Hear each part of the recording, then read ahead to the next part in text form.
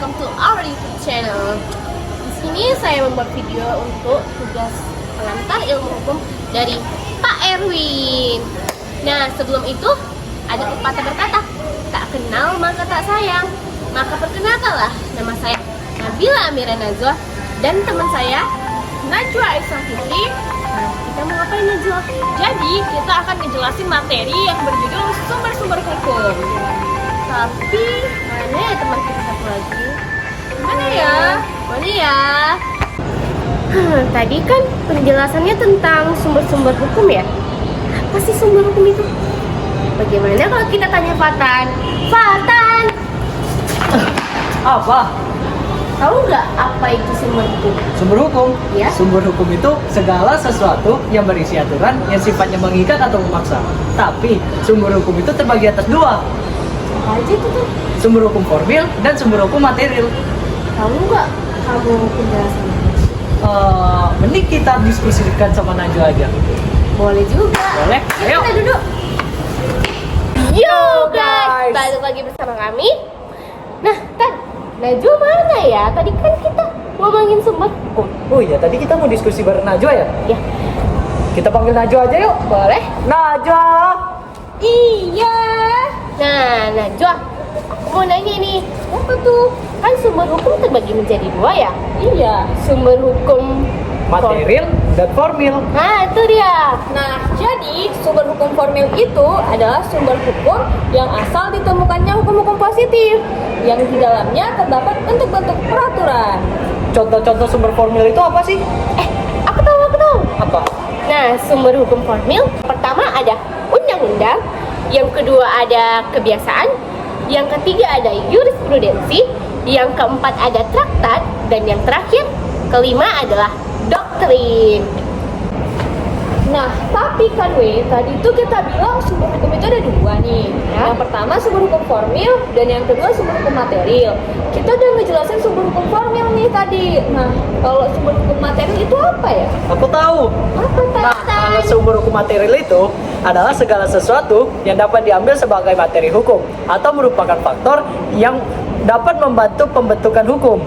Nah, sumber yang termasuk ke dalam sumber-sumber hukum material itu apa ya? Nah, tadi kan Fatan udah ngejelasin tuh apa pengertian dari sumber hukum material. Selanjutnya, aku di sini akan ngejelasin apa itu contoh-contoh sumber hukum material. Yang pertama ada Undang-Undang Dasar, yang kedua TAP MPR, yang ketiga peraturan pemerintah, yang keempat peraturan presiden, dan yang kelima adalah peraturan daerah. Tapi lah, dalam sumber hukum formil terdapat yang pertama tadi undang-undang kan? Iya. Nah, jenis undang-undang sebagai sumber hukum yaitu undang-undang dalam arti material dan yang kedua undang-undang dalam arti formil. Nah, tadi kan aku ada nyebutin undang-undang nih dalam sumber hukum material. Undang-undang dalam sumber hukum material itu apa sih? Jadi, undang-undang dalam arti material itu adalah setiap peraturan yang menuntut isinya mengikat setiap orang masyarakat. Oh gitu. Gitu, guys. Aku baru tahu. Nah, nggak apa-apa, bagus. Ya, terima kasih. Tapi kan aku tadi ngejelasin tentang undang-undang dalam arti formil kan? Iya. Mau tahu nggak kayak mana penjelasannya? Mau dong. Oke, undang-undang dalam arti formil adalah setiap peraturan yang berdasarkan cara perbuatannya disebut sebagai undang-undang. Oh, gitu.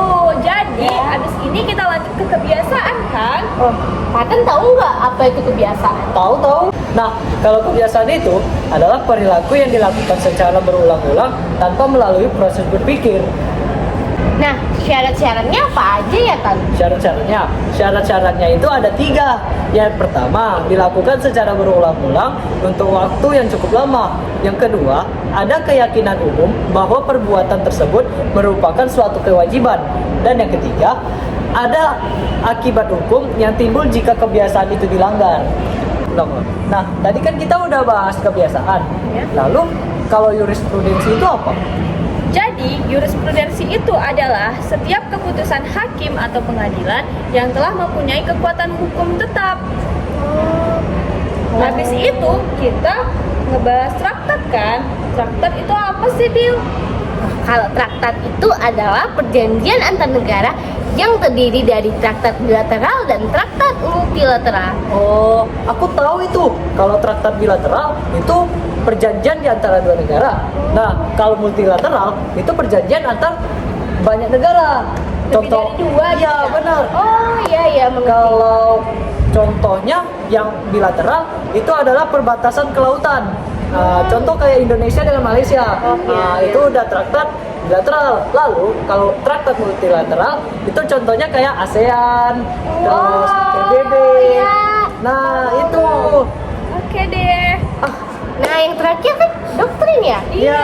Doktrin itu apa sih? Doktrin itu adalah pendapat dari pakar hukum yang ternama dan terbuka yang menjadi dasar bagi hakim untuk membuat keputusan dalam pidana perkara. Nah itu ya penjelasan dari sumber hukum. Iya.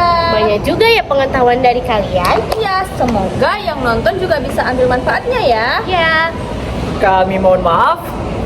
Dan kami mohon ampun kepada Allah. semoga Pak Erwin suka dengan video kami. Dadah. Kami dari kelompok Nakal. Saya Nabila Amira Najwa. Saya Fatan Hatta Faikal. Dan saya Najwa Esa Fitris. Kami pamit undur diri. See you on our video. Bye bye. Bye. Dah.